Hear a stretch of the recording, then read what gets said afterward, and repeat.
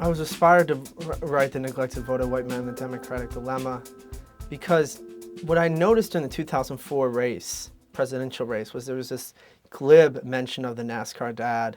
So I actually took a look at the data. And what I was stunned to notice when you actually look at the exit polls and the polling going back to 1980 especially, when the gender gap came onto the national scene in 1980, the emphasis for almost a quarter century was on Democrats' ability to win women and Republicans' problems with women.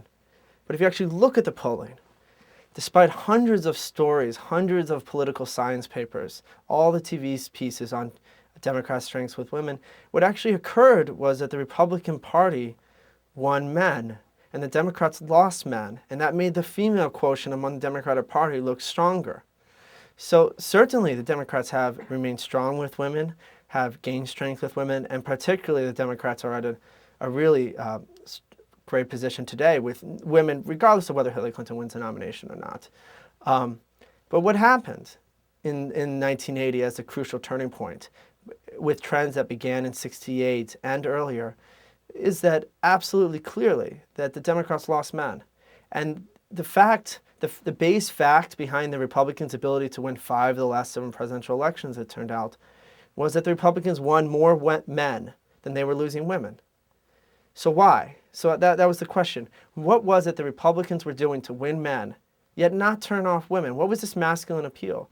And so I looked more at the data, and what I found going back to 1952 was that if you divide, 1948, excuse me, is that if you divide the income brackets between working class, middle class, and wealthy, the Democrats, beginning in '48 and most potently in '68 and 1980, lost a quarter of working class white men. They lost a quarter of the Roosevelt coalition while losing almost no women in the working class. In the middle class, they lost about 19% of women, but they lost twice that amount of men. So the fact is that the sundering of the Democratic majority was a story of men. And this was simply missed. It was simply told, gender gap was told only as if women were the only gender out there. And it's not to say that the story of women in politics isn't important. Of course it was. And of course, as they suddenly became a majority of voters, their story became even more important. But that didn't explain how the Republicans rose and came to dominate, again, 5 of the last 7 presidential elections. So with all that data in my head, I drove between the 2 presidential conventions in 2004.